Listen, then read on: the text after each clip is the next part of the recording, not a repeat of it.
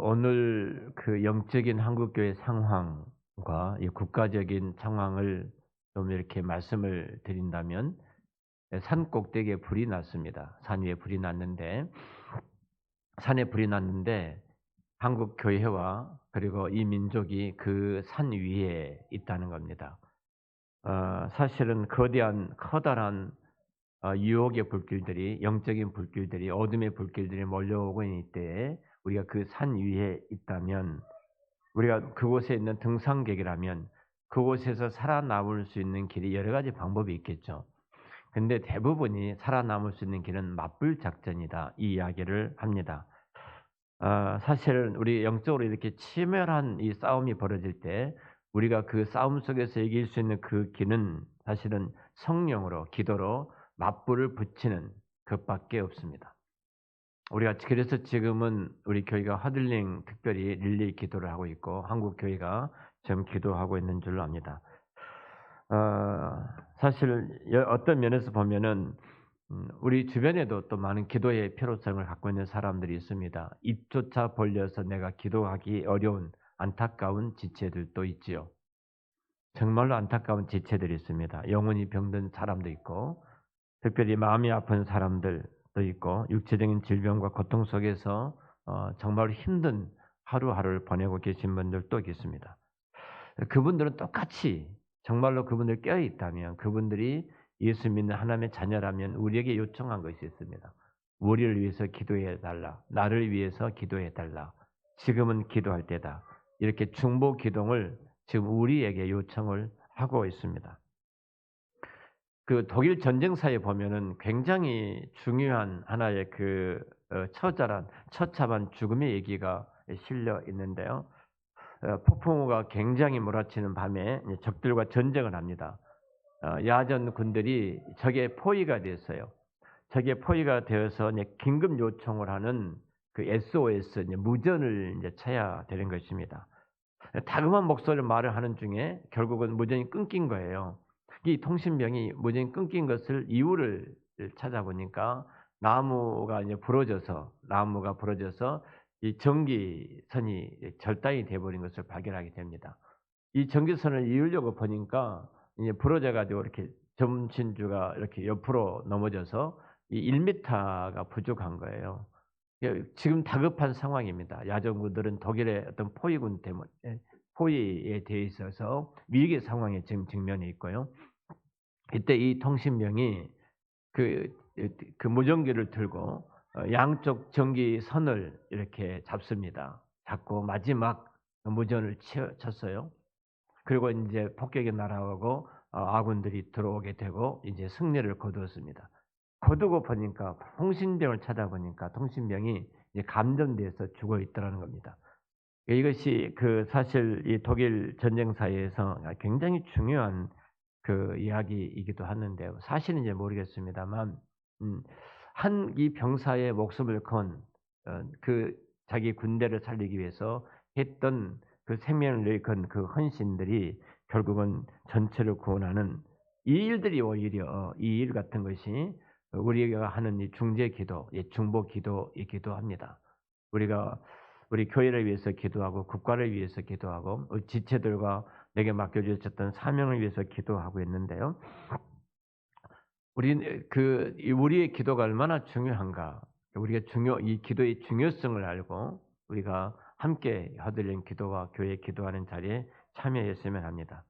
19세기 말입니다. 미국의 젊은 청년들이 건초더미에 모여서 손을 맞잡고 기도하기를 시작을 해요. 기도할 때 극동 지도를 펴놓고 그 극동 지도에 손을 얹고 이들이 기도를 시작을 합니다. 정말로 간절히 기도할 때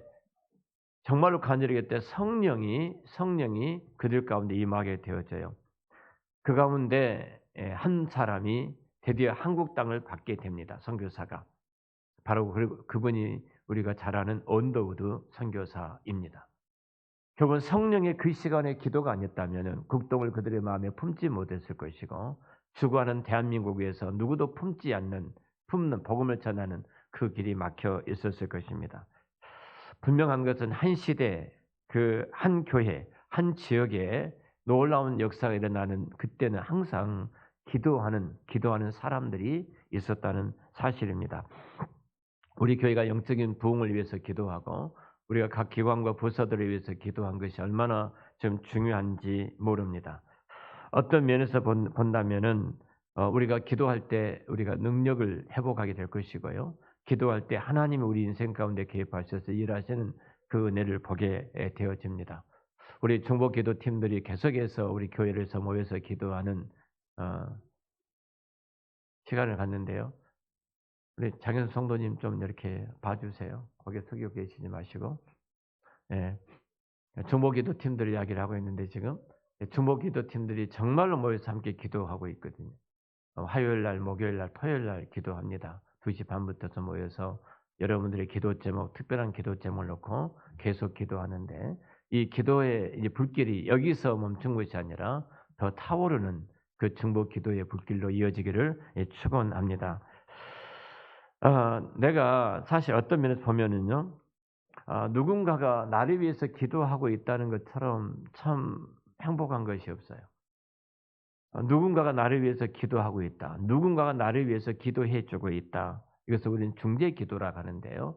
그 기도를 하고 있다는 것이 우리들에게 얼마나 이 땅을 살아가는데 큰 위로가 되고 큰 힘이 되고 큰 능력이 되어진지를 모릅니다. 우리가 한계를 벗어나야 되는데 그 한계와 그 제약을 뛰어넘고 그 담을 뛰어넘어야 되는데 사실은 그 뛰어넘을 수 있는 그 에너지가 내게 없을 때 누군가가 하나님 앞에 나를 위해서 붙들고 기도하고 그 환경을 위해서 붙잡고 기도할 때 우리는 나도 모르는 사이에 그 벽이 무너진 것을 경험하게 되어지고요. 그 환경을 뛰어넘어 가는 그 기적을 우리가 보게 되잖아요.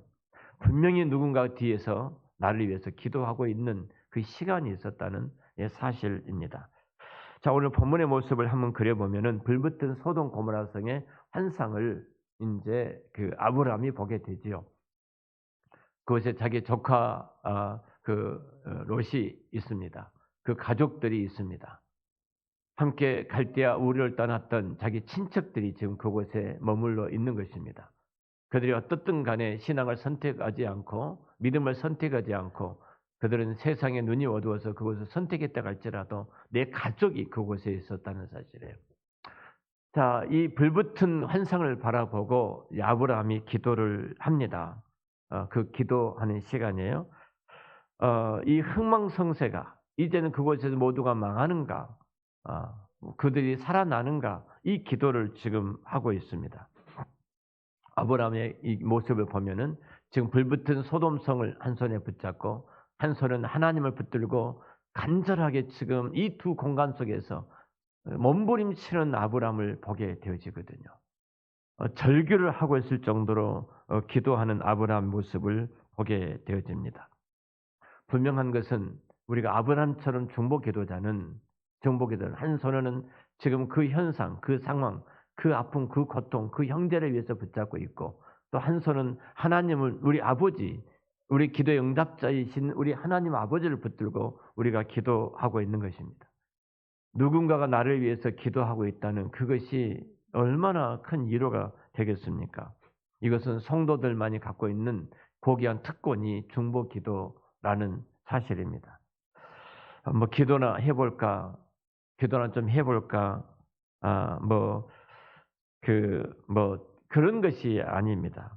기도라는 것은 인간이 이 땅에 주셨던 최대 하나님의 그 능력과 권능의 수단이 이 기도라는 사실이에요. 자, 예를 들면 누군가가 요즘 명모 씨가 종종 등장하는데요. 자기가 대통령을 자주 만났다고 이렇게 떠벌리고 다니더라고요. 그리고 대통령 만났다고 떠벌린 것들을 그 전에 참 많이 했습니다. 내가 대통령 되기 전의 만남이죠. 대통령 되기 전의 만남을 갖고도 그는 대단한 권세 행세를 했습니다. 내가 대통령 출마한 사람을 만났다. 그 독대했다. 내가 만나서 이런 이야기를 했다. 그것이 얼마만큼 파워가 대통령 되기도 전이니까 얼마나 큰 파워를 갖고 있었습니까? 대단하죠. 그래서 웬만한 것들은 다 지방에서 해결할 정도로 대단한 존재로 그 사람이 서 있었지 않습니까? 여러분, 근데 내가 매일 대통령과 독대하고 있다고 생각을 해보십시오. 여러분이 누구도 하지 못한 대통령과 내가 독대를 하고 있다. 1대1로 독대를 하고 있다. 어? 이렇게 살아가는 사람이라면 대단한 대한민국의 어떤 권세의 큰 자리에 있는 사람이 아니겠습니까? 근데 우리가 천지와 만물을 창조하신 전능하신 하나님과 내가 독대하고 있다고 생각을 해 보십시오. 온 우주와 만물을 창조하신 그 하나님, 한 나라를 세우기도 하시고 한 나라를 패하기도 하신 하나님, 인간의 살고 죽는 문제를 주관하시는 전능하신 하나님, 이 우주와 만물을 창조하신 그 창조자 하나님과 내가 기도하는 그 시간은 그 하나님과 독대하고 있는 시간이에요. 진짜 경외함이 나올 수밖에 없고 두렵고 떨리는 마음이 우리 마음속에 일어날 수밖에 없습니다. 이런 놀라운 특권을 하나님께서 우리에게 허락해 주셨다는 사실입니다. 여러분이 이 특권을 갖고 있는 거예요. 자, 여러분이 옆에 분에게 말씀하실래요? 당신은 하나님과 독대하고 계신 분입니다. 여러분 생각해 보세요. 온 우주와 천지 만물을 창조하신 전능하신 하나님하고 내가 독대하고 그 시간 그 자리에 있다는 사실이에요. 여러분 특별히 우리가 기도라는 것이 얼마나 하나님께서 내게 주셨던 이 교회에 주셨던 놀라운 특권인가를 우리가 다시 깊이 생각하고 저와 여러분들이 기도하는 사람으로 세워지기를 축원합니다. 자, 본문을 통해서 우리는 기도의 그 한 자리를 배울 수가 있는데요. 물론 우리는 어디서나 다 기도할 수 있습니다. 성전, 이 교회당 안에서 우리가 기도할 수도 있고요. 집도 기도의 자리가 될 수도 있고, 지금 우리가 11월 27일 날 시청에서도 기도하는 기도의 자리가 될 수도 있습니다. 우리 집안에서도 기도의 자리가 될 수가 있고, 길 걸어가면서도 우리가 기도할 수가 있습니다.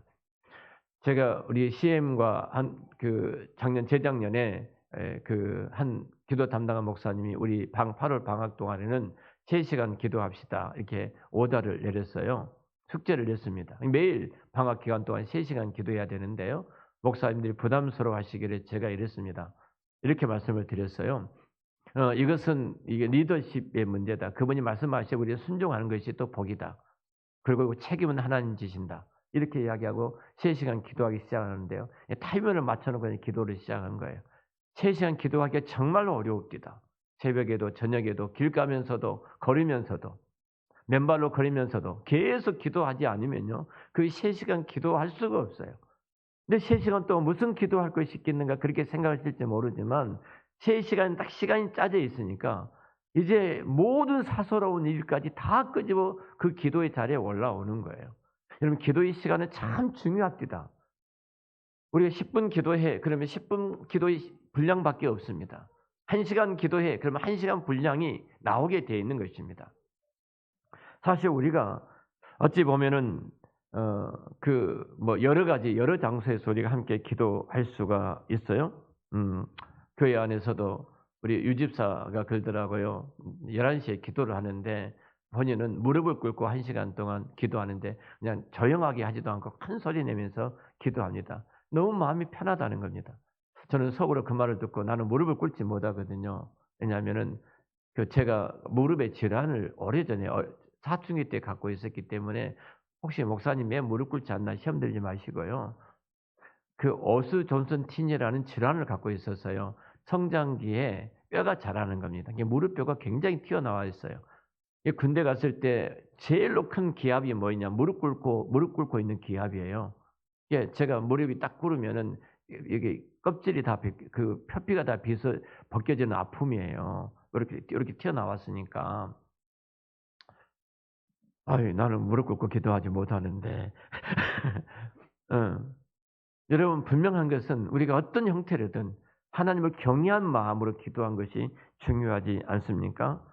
다락방에 올라가서 기도할 수도 있고 골방에 들어가서 기도할 수 있고 침상에서도 기도할 수가 있습니다. 분명한 것은 바로 기도할 때 어느 곳에든지 우리가 무릎 꿇고 하나님 앞에 나갈 때 하나님과 지금 대면하고 있다는 사실이에요.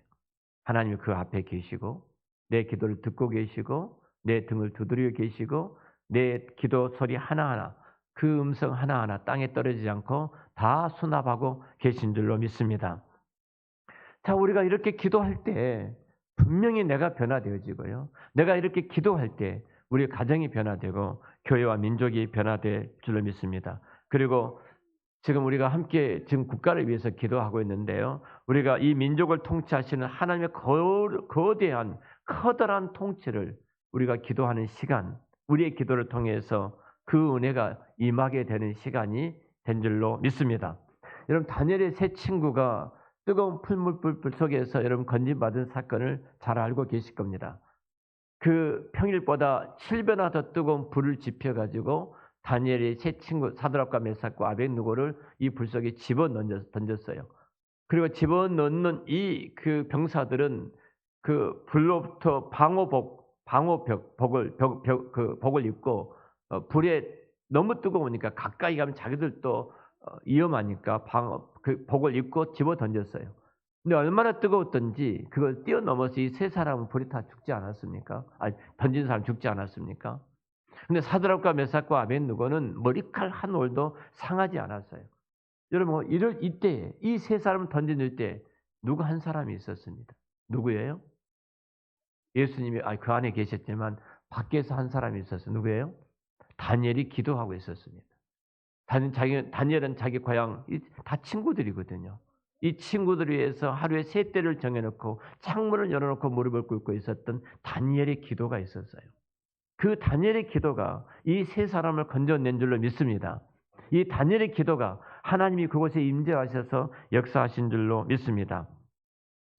저와 여러분의 기도가 그렇습니다. 우리가 허들린 기도 그 시간이 여러분 가볍게 여기지 마시고 소중하게 여기시고 내가 지금 하나님과 대면한 이 시간에 이 기도 때문에 우리 가족이 살고 교회가 살고 민족이 살고 그리고 열방이 산다는 분명한 그 하나님의 역사를 믿고 기도에 쉬는 죄를 범치 아니하시기를 꼭 부탁을 드립니다. 기도에 쉬지 마십시오. 그대의 기도에 쉬는 순간 하나님의 손을 놓고 계신다는 사실을 알고 여러분 기도하셔야 됩니다. 자, 오늘 22절에 이렇게 말씀을 하죠. 22절에 보면은 먼저 읽겠습니다. 그리로 속히 19장 죄송합니다. 18장 22절 같이 읽겠습니다. 그 사람들이 거기서 떠나 소돔으로 향하여 가고 아브라함은 여호와 앞에 그대로 섰더니 그리고 23절에 보면은 아브라함이 가까이 나아가 이르되 주께서 의인을 악인과 함께 멸하려 하시나이까 아브라함이 여호와 앞에 그대로 섰더니라고 말하고 23절에서는 아브라함이 하나님께 가까이 나아가 구했다고 말씀하고요. 그러니까 결국은 지금 하나님 앞에 가까이 나가 서 있는 아브라함을 보게 되어집니다. 응답받은 기도의 선결 조건이 뭐예요? 하나님 앞에 서 있는 겁니다. 하나님 앞에 서 있는 것. 여러분 사실 어떻게 보면은 그러면 하나님과 멀어질 수 있단 말인가? 예수님과 멀어질 수 있단 말인가? 그렇게 생각하실지 모르는데요. 여러분 기도하더라도 하나님과 멀어질 수가 있습니다. 기도하더라도 하나님과 멀리 떨어져 있는 상달되지 못한 영광스러운 하나님의 존전에 올라가지 못한 그런 기도도 있다는 사실입니다. 하나님께서 우리를 위해서 모든 축복을 활짝 열어놓으셨지만 모든 응답을 활짝 열어놓으셨지만 그 축복이 우리 가운데 도달하지 못하도록 막는 장벽이 있다는 겁니다. 여러분 일찍이 이사야서는 이렇게 말합니다. 이사야 59장 1절 2절에 여호와의 손이 짧아 권치 못하심도 아니요 귀가 둔하여 듣지 못하심도 아니라 우리의 죄가 하나님과 우리 사이를 내었다고 말합니다. 정말로 우리가 그 느헤미야가 기도했던 것처럼 이것 해 주십시오 이렇게 말하기 전에 느헤미야 나와 내 집이 우리 조상이 하나님 앞에 범죄했습니다. 회개 기도를 했다는 사실이에요. 하나님께서 아닥사스다 왕의 강팍한 그 왕의 마음을 바꾸기 전에 느헤미야가 기도하면서 가장 먼저 했던 것이 회개 기도입니다. 하나님의 축복의 통로를 막는 장벽이 있다는 사실입니다. 여러분 바로 그것은 우리가 분명한 것은 우리는 다 하나님의 이름을 부를 수 있지만 앞에서 부를 수 있는 것은 그분 면전에서 부를 수 있는 것은 우리가 죄를 회개하는 것입니다. 야고보 사도도 그렇게 말씀을 하지요. 하나님을 가까이 하라. 그리하면 하나님께서 너희에게 가까이 하시리라. 그러면서 가로 이어서 죄인들아 깨끗이 하라 이렇게 말합니다. 두 마음을 품은 자들아 마음을 성결케 하라 이 말이에요. 결국은 내가 죄를 회개해야 되는 거예요. 그 회개를 통해서 우리가 하나님 앞에 가까이 가 있는 시간, 하나님의 걸어가신 그 음성을 듣는 시간이 될 줄로 믿습니다. 자, 기도가 무엇인가? 우리가 거룩한 하나님과 함께하는, 그래서 내가 거룩하니 너희도 거룩하라고 성결을 끊임없이 말씀을 합니다. 윤하매라는 그 이기풍 선교사님 부인이십니다. 이 이야기를 제가 일부에 때는 잠깐 했는데요. 이 부인이 자녀들한테 썼던 유언처럼 썼던 글이 있어요. 그 글이 있는데 이기풍 목사님께서 이제 우리나라 1호 목사 아닙니까? 최초로 목사 안수를 받으셨던 분입니다. 마페 3년 선교사님이 회개하고 예수 믿으라 하니까 이기평 목사 평양 깡패였어요. 평양 주목해 가지고 그 깡패 세계에서 이기평 목사가 딱 등장하면 모두가 벌벌 떨고요. 모든 가게들이 문을 닫을 정도고 뭔가 내놔야 되고 이 정도 막가는 깡패였어요. 근데 이기평이가 이제 깡패인데 딱 지나가니까 그 마페 3년 선교사님께 딱 이렇게 부르더니만은 회개하고 예수 믿으라고. 딱 그러니까 나한테 회개하라고 한 방 날렸어요. 그래서 마페 3년 선교사님이 턱이 깨져버린 거예요. 턱이. 이런 사람이었습니다. 근데 결국은 그런 자가 예수님을 회개하라. 예수 믿고 회개하고 예수 믿어라. 근데 이 말이 한 방 쳤는데 깡패니까 뭐가 두렵겠습니까? 뭐 사람 패고 다녔는데. 근데 계속 마음이 안 떠나는 거예요. 결국은 예수를 믿게 되고 신학을 하게 되고 그리고 평양에서 이기풍이가 등장하면은 대단한 변화됐으니까 깡패 세계에서도 대단한 변화 역사가 나타나기 시작합니다. 그리고 이제 제주도에 대한 이 선교사님께서 말씀을 하는 거예요. 목사 안수 받고 나서 목회를 하고 있는데 근데 이 마음이 뜨거워진 거예요. 우상과 죽음의 땅, 이 민족에 이런 땅이 있는데 누군가 가야 된다. 그래서 본인이 손을 딱 들었어요. 손을 듣고 제주도에서 이야기를 듣기 시작하는데 진짜 가기가 싫었답니다. 진짜 가기가 싫었대요. 왜냐하면은 제주도는 죽음의 땅이에요. 진짜 죽음의 땅. 여러분 잘 아시잖아요. 당시만 해도 사람을 공양을 했어요. 어린 소녀를. 구랭이가 사는 큰 굴에다가 어린 소녀를 집어넣던 뱀을 섬기는 제주도 아니에요. 최근 얼마까지도 뱀신을 다 넣고 섬겼던 것이 제주도예요.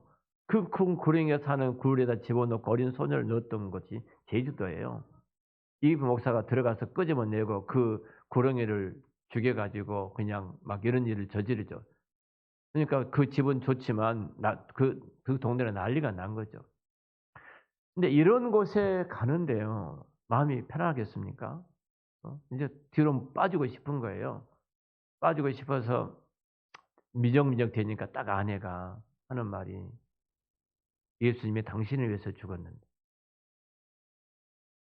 우리가 그거 못하겠느냐. 이런 아내 되시기를 축원합니다. 아멘 안 해요 아무도. 예수님이 당신을 위해 죽었는데 미정하는 데 간 거예요.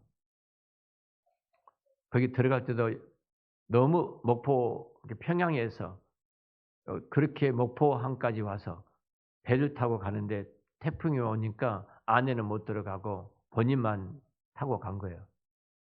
풍랑을 배가 파손된 거예요. 굉장히 많이 죽었습니다. 타고 가던 사람이. 수영을 좀 잘하셨는지 수영해서 추자도에 머물게 되어지고요. 그리고 제주도에 들어가셨습니다. 들어가셨어요. 가보니까 너무 힘든 거예요. 너무 어려운 거예요. 그 편지를 보냈습니다. 편지를 보내서 그 선교사님한테 제가 제주도가 이러이러해서 전혀 복음을 받아들이지 않고 모두가 쌍심지를 쓰고 나를 잡아 죽이려고 하고 내가 이곳에 더 이상 있을 수 없습니다. 편지를 썼어요. 2달 만에 답장이 왔어요. 편지를 받았어요, 선교사님. 그랬더니 선교사님이 뭐라고 말하냐면 당신이 내 턱을 때렸던 그 아픔이 아직도 그 흔적이 깨진 흔적이 아직도 아프고 있다. 이게 다 나으면 나와라. 우리 제주도 가면 꼭 이기평 그 선교사님 기념관 가봐야 돼요. 제주도 가면 우리 한번 제주도 좀 갑시다. 선교지 한번. 아멘 아무도 안 해요 또 이렇게. 예. 그래서 그렇다. 다시 그 막 편지를 받는 순간 통곡하면서 울게 됩니다. 진짜 통곡하면서 울게 되어져요. 회개하면서. 회개하고 통곡 울 때 성령이 강하게 임한 거예요. 그때부터 기적이 나타나기 시작한 겁니다. 귀신들이 쫓겨나고 해하려고 했던 사람들이 무릎을 꿇게 되어지고요. 놀라운 기적이 나타나게 되어져요. 하나님 앞에 사는 것이 능력이고 권능인데요. 우리가 회개해야 됩니다. 회개해야 돼요. 음. 사실 어떤 면에서 본다면 이 회개야말로 위대한 우리 하나님 앞에 서는 가까이 가게 되는 놀라운 축복의 은혜인 줄로 믿습니다. 우리 중보기도가 도대체 무엇인가? 본문은 제가 오래전에 설교한 적이 있기 때문에요. 중보기도가 도대체 무엇인가? 한번 생각해 보세요. 여러분 타이타닉호를 그 영화를 보실 때 떠오르는 많은 영상들이 있을 것입니다. 마지막 침몰할 때 그 오케스트라가 찬양으로 올렸던 사실인지 모르지만 들었으니까 그 이제 전에 와서 하지 않겠습니까? 그리고 고무 풍선을 붙잡고 고무 조그마한 보트에 타고 살아가던 사람들의 이야기, 고무 풍선을 두부를 붙들고 살아가는 이야기들 많이 있죠. 그 가운데 한 분이 문인인데 이 사람이 고무 풍선 보트를 붙들고 씨름하고 있는 거예요. 며칠이 지나도 이게 구조가 없는 겁니다. 그러니까 이제 모든 힘이 다 빠졌어요. 물은 차갑지. 그래서 이 고무 보트를 놓으려고 한 거예요. 마지막. 여러분 힘도 빠지지. 이제 지치지. 이제는 끝이다. 누구도 나를 알지 못한다. 너도 나를 아는 사람이 없다. 어. 근데 그때 갑자기 그 1인용 비행기가 또 돌더라는 겁니다. 한 사람 타는 비행기 작은 성비행기가 또 도는데 또 돌 때 붙들고 그 사람하고 눈이 마주친 거예요. 마주친 거예요. 희망을 갖게 됩니다. 이분이. 희망을 갖게 되고 그 봉을 붙들고 다시 손을 이제 놓을 수밖에 없는 그 상황인데 그 상황에 다시 이 고무 풍선을 진짜 사력을 다해서 붙잡고 있습니다. 그 얼마 있다가 이제 구명정이 와 가지고 군인들이 구명정을 몰고 와서 건짐을 받았던 아주 극적인 이야기가 있습니다. 여러분 중보 기도라는 그것입니다. 놓고 싶어요. 놓고 싶어요. 그런데 누군가가 나를 위해서 기도할 때 그 기도가 하나님이 상달되고 언젠가 하나님이 반드시 그 기도대로 중보기도하는 그 중보기도 팀들의 기도대로 하나님이 그 능력과 권능을 역사하실 줄로 믿습니다. 우리가 그 자리에 있어야 합니다. 우리가 그 자리에서 함께 기도해야 합니다. 사실 어떤 면에서 본다면 우리가 많이 힘든 시간을 지금 보내고 있는데요. 그 기도하는 지체와 기도하는 성도와 기도하는 교회가 있는 그 민족은 결코 망하지 않을 줄로 믿습니다.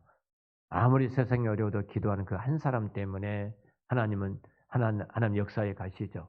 소돔 고모라 성이 건짐받았던 것처럼 소돔 고모라 성이 구원받았던 것처럼 그 아브라함의 절박한 기도를 보십시오. 오늘 제가 성경 바디메오 이야기를 했습니다만 이 외침이라는 것은 목숨을 내건 외침이에요. 악을 쓰고 있는 거예요. 악을 쓰고 있는 거예요. 뻔뻔합니다. 뻔뻔합니다. 그러면서 자기를 나는 티끌과 먼지와 같은 자다. 제가 최근에 먼지와 티끌이라는 단어를 많이 쓰고 있습니다만 나는 아무것도 할 수 없는 무기력한 자고 아무런 소망이 없는 자고 하나님의 은혜가 없이는 존재할 수 없는 자입니다. 그렇게 그렇게 자기 무기력함을 끌어내고 하나님 앞에 부르짖을 때 딱 성경은 이렇게 말씀을 하시죠. 하나님께서 아브라함을 생각하사 아브라함을 생각하사 소돔성을 진멸할 때 그의 가족들을 건져내시는 하나님의 역사가 일어나게 된 줄로 믿습니다. 오늘 특별히 두세 사람이 모인 그곳에 내가 함께 하겠다고 말씀하신 그 주님이 우리 가운데 함께 계신 줄로 믿습니다. 우리의 기도를 통해서 이 민족이 새로워지기를 원합니다. 자, 지금은 남성과 여성이 교과서에 사라집니다.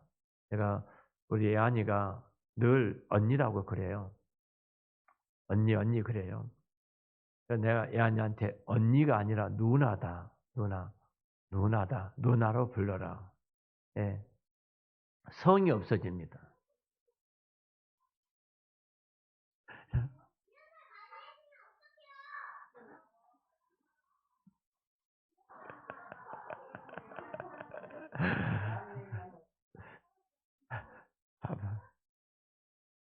자, 성이 없어집니다. 남성이 없고 여성이 없습니다. 중성입니다. 자, 이것이 성경을 다 무너뜨린 행위예요. 행위. 우리가 쾌해 축제에 가서 반대 집회에 우리 참석을 했습니다. 함께 기도했습니다. 분명한 것은 이 교과서에서 학교에서 그렇게 가르칩니다. 남자가 이렇게 말하지 말라는 겁니다. 여자가 이렇게 말하지 말라는 겁니다. 그러니까 우리 속 정체성 속에는 남자가 그럼 좀 얼등해야 되고 여자가 하면 좀 열등해야 된다. 이런 단어가 있어서 그렇게 집어넣은지는 모르겠습니다. 근데 분명한 것은 성이 없어지는 거예요. 그래서 남자가 남자끼리 결혼을 합니다. 여자가 여자끼리 결혼을 합니다. 이것이 대법원에 통과가 됐습니다. 이 일들이 우리 가족 가운데도 일어나지 말라는 법이 없습니다. 우리 가족 안에도 일어납니다. 점점 학교에서 우리는 그 남자다워야 된다고 우리는 배웠습니다. 그 남자로서의 가족을 지키고 이끌어내야 된다는 남성성으로서 우리는 훈련을 받았어요. 분명히 성경은 남성과 여성이 있습니다. 그 여성이 열등하지 않습니다. 남자는 혼자 있으면 사람이 아닙니다. 남자는 여성이 있을 때 사람입니다. 돕는 배필이라는 것은 어떤 서브하는 역할이 아닙니다. 동등한 자리에서 아내가 있으므로 너는 온전케 된 사람이 된다는 겁니다. 아담이 되는 것입니다. 기독교가 이 땅에 들어와서 가장 중요한 일을 했습니다. 그것은 여권을 신장시킨 겁니다. 여자는 이름도 없었습니다. 여성들이 이름도 없었고 시집을 가고 난 순간 그 이름은 사라집니다. 그리고 아무 땡만 남습니다. 누구 땡만 남습니다. 그 이름은 사라지고 그 정체성도 없어졌습니다.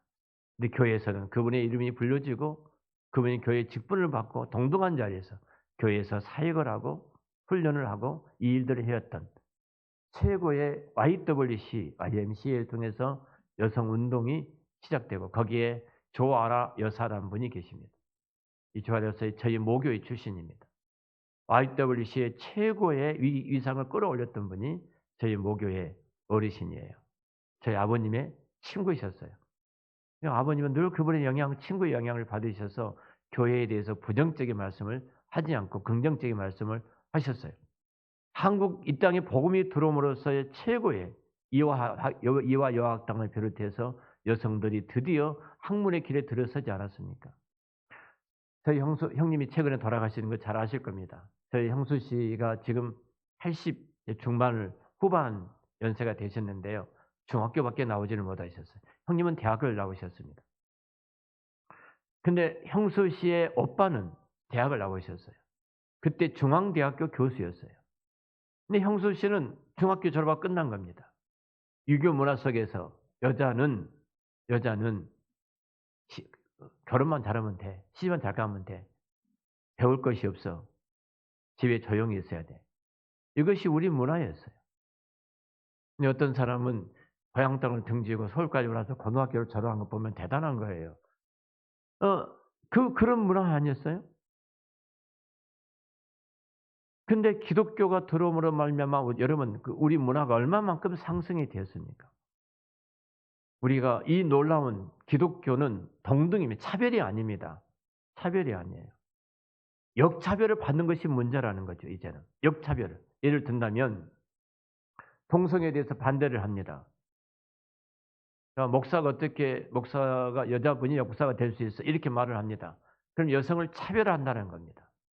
성소수자를 차별한다는 겁니다. 차별한다고 해서 성경에 반한 일을 교회 목사가 말을 하면 저를 이제 붙잡히게 되고 우리 교인 가운데 한 사람이 성차별을 했습니다. 차별을 했습니다. 이렇게 말하는 순간 저는 벌금을 냅니다. 벌금을 내든 구속이 됐느니 그럴 것입니다. 근데 분명한 것은 우리 목숨을 내걸고 성경을 지킵니다. 차별거리들이 세상의 거대한 물길 때문에 전 세계가 지금 다 그렇게 하고 있으니까요. 만약에 통과돼서 이것이 제재를 가하고 교회를 핍박한다고 할지라도 저는 동일하게 이 부분은 선포합니다. 그리고 감옥에 갑니다. 그러면 됩니다. 그때 교회는 성결해질 겁니다. 그때 교회는 거룩해질 겁니다. 우리가 어떤 가진 힘 가지고 세상을 바꾸는 것이 아니라 교회가 거룩해질 때, 교회가 성결해질 때 세상은 두려워하는 줄 믿습니다. 하나님의 말씀을 내가 지키고 순교를 한다. 주의 말씀 붙들고 내가 감옥에 들어간다. 그 거룩함이 복음의 능력이고 성경의 권세인 줄로 믿습니다. 여러분 특별히 이런 취지로 좀 기도회를 하겠습니다. 대한민국이 참 어려운 상황입니다. 제가 이런 자료들을 참 많이 있습니다만 다 말씀을 드릴 수가 없는데요. 우리가 역차별을 당하죠. 역차별. 지금은 역차별을 또 당하죠. 소수 때문에 역차별을 당합니다. 인권이라고 해서 성소수자에 대해서 제가 그 가족들의 아픔을 충분히 압니다. 내 자식이, 내 딸이, 내 아들이 여러분 결혼한다고 데리고 왔는데 아들놈이 남자를 데리고 왔습니다. 여자를 데리고 왔습니다. 그 부모들의 고통이라는 것은 말할 수 없이 클 겁니다. 그 가운데 그 동성에 대해서 눈물로 기도하는 자녀들 때문에 기도하는 우리 크리스찬도 참 많이 있습니다. 그들의 눈물들을 우리 외면해서 안 됩니다. 동성애자들을 우리는 불쌍히 여겨야 됩니다. 우리는 긍휼히 여겨야 됩니다. 그들이 저주받았다고 말하지만 동성애도 죄고 도둑질도 죄입니다. 똑같은 죄입니다. 사기도 죄입니다.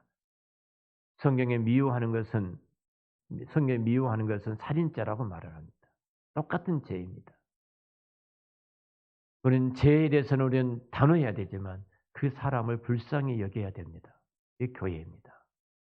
그 영혼들을 불쌍히 여기고 긍휼히 여겨 주셔야 됩니다. 그리고 그들이 다시 회개하고 성경으로 그들이 변화될 수 없다고 성 정체성 때문에 변화되지 못하니까 이런다고 하는 것은 하나님의 절대적인 권능과 그 능력을 우리 믿지 않는 것입니다. 하나님은 그들의 마음을 치료하고 바꿀 수 있는 전능하신 하나님이신 줄 믿습니다. 그리고 우리에게만 소망이 있는 거예요. 우리에게만 희망이 있습니다. 이제 우리 함께 기도하는 시간을 갖겠습니다. 먼저 회개하는 기도를 갖겠습니다. 느헤미야가 그랬던 것처럼 나와 내 집이 하나님 앞에 범죄했습니다. 지금 이 상황을 놔두고 느헤미야가 무릎 꿇고 통곡하면서 금식하면서 수일 동안 기도했던 것은 나와 내 집이 범죄한 것 때문에 우리 민족이 이런 고통을 당하고 있습니다. 하나님, 교회가 이렇게 고통을 받고 있는 것은 교회가 세상을 걱정하는 것이 아니라 세상이 교회를 걱정할 정도로 교회가 무기력하고 힘을 잃어버린 것은 우리의 잘못입니다. 나와 내 집이 하나님 앞에 범죄했습니다. 우리 교회가 하나님 앞에 범죄했습니다. 우리를 불쌍히 여겨달라고, 치료해달라고, 회복해달라고 우리 다 같이 회개 기도를 하겠습니다. 주여 한번 부르고 기도합니다. 주여!